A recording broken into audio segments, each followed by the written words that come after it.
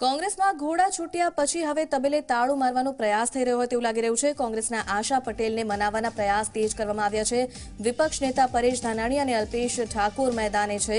શનિવારે 3 કલાક સુધી ચાલી બેઠક અને આશા પટેલે હવે વિચારવા માટે સમય માંગ્યો છે। તો ભલે સીટ ગુમાવી પણ આગેવાન સચવાઈ રહે તેવા પ્રયાસ હવે કોંગ્રેસ દ્વારા કરવામાં આવ્યા છે।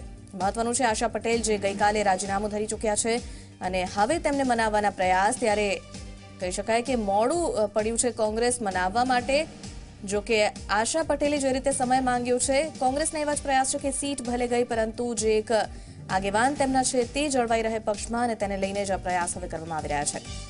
તો આશા પટેલ જેમણે એપીએમસીમાં રાજકારણના કારણે આ પગલું ભર્યું હોવાનું કહેવાય રહ્યું છે, ત્યારે ઊંઝાના ધારાસભ્ય જે ગઈકાલે તેમણે ધારાસભ્ય પદ પરથી રાજીનામું આપ્યું અને હવે પરેશ ધાનાણી તેમજ અલ્પેશ ઠાકોર સહિત તમામ કોંગ્રેસના અગ્રણીઓ તેમને મનાવવા માટે આગળ આવ્યા છે। તો આશા પટેલ જે પક્ષમાંથી અલવિદા પક્ષને ના કહે તે માટે આ પ્રયાસો શરૂ કરવામાં આવ્યા છે।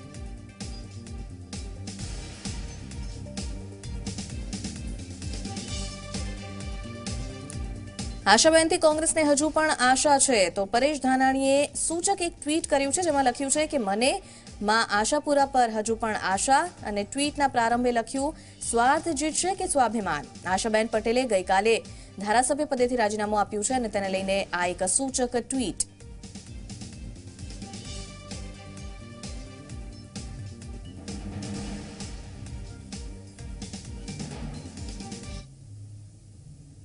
તો આ સમગ્ર બાબતે વાત કરવા માટે ગૌરવ આપણી સાથે જોડાઈ ગયા છે। ગૌરવ, જે રીતે આશા પટેલને લઈને ગઈકાલથી જ હલચલ જોવા મળી, રાજીનામું તેમણે ધર્યું અને હવે કોંગ્રેસ રહી રહીને તેમને મનાવવા માટે ગઈ છે, મોડી પડી છે કોંગ્રેસ એમ કહી શકાય। શું સમગ્ર દ્રશ્ય દેખાઈ રહ્યું છે અત્યારે?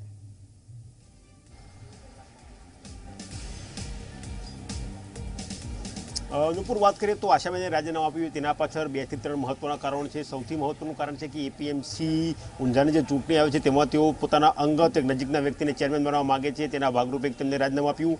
રાજીનામું આપવા પાછળ એપીએમસી ક્યાંક કારણભૂત ના દેખાય માટે તેમને મહેસાણા જિલ્લા કોંગ્રેસમાં અને જે પાટણ જિલ્લા કોંગ્રેસમાં જે સીધી રીતે આંતરિક ડખો જોવા મળે છે, જે ઠાકોરવાદ ઊભો થયો છે, તેની સામે જે પાટીદાર વર્સિસ ઠાકોરની જે ગેમ આખી ચાલી રહી છે તેનું કારણ આગળ ધર્યું અને રાજીનામું આપ્યું। મહત્વની વાત છે કે રાજીનામું આપ્યા બાદ કોંગ્રેસની ધારાસભ્યની એક બેઠક ચોક્કસ ઓછી થઈ છે, પરંતુ કોંગ્રેસ પોતાના નેતાને ગુમાવવા માંગતું નથી માટે તેમને સમજાવવાના પ્રયત્નો કરી રહ્યું છે। ગઈકાલે રાત્રે 3 વાગ્યા સુધી એક બેઠક ચાલી હતી જેમાં આશાબેન, પરેશ ધાનાણી અને અલ્પેશ ઠાકોર હાજર હતા અને કઈ રીતે આશાબેનને મનાવીને પાછા લાવવા તે અંગેની ચર્ચા વિચારણા થઈ હતી।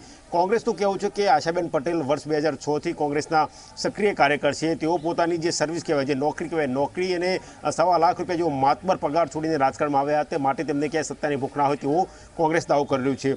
આશાબેનને પરત લાવવાનો પ્રયત્ન એટલા માટે થઈ રહ્યું છે કે ભલે ધારાસભ્ય પદ ખાલી થયું હોય, એક સીટ ઓછી થઈ હોય, પણ પોતાના આગેવાનને ખોવા માંગતા નથી માટે તેઓ આ કવાયત કરી રહ્યા છે। બીજી મહત્વની વાત કે આશાબેન તરફથી પણ જે બેઠક હતી તેમાં એવું નિવેદન આવ્યું હતું કે તેઓ વિચારવા માટે સમય માગે છે।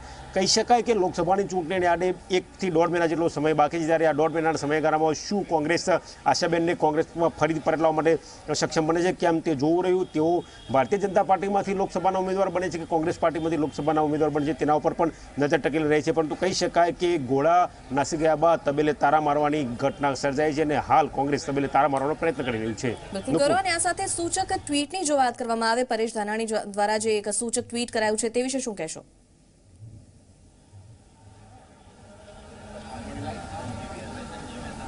હજી પરેશ ધાનાણીએ ચોક્કસ એવું કહ્યું છે કે હજી તેમને જે આશાબેન પટેલ ખરો તેમના પર વિશ્વાસ છે। જે લોકો ગયા હતા તેના વિશે પણ પરેશ ધાનાણીએ ગઈકાલ વાત કરી હતી કે વર્ષ 2002થી લઈને 2017 સુધી જે ધારાસભ્યો અથવા તો કોંગ્રેસના જે એક્સ ધારાસભ્યો જે ભારતીય જનતા પાર્ટીમાં જોડાયા છે તેમની શું સ્થિતિ છે તેવી દર્શાવતી પણ વાત કરી હતી અને આજે જે ટ્વીટ કર્યું છે તેમને એવું પણ કહ્યું કે હજી તેમને આશાબેન ઉપર ભરોસો છે અને તેઓ કોંગ્રેસ સાથે ક્યાંક ને ક્યાંક જોડાયેલા રહેશે।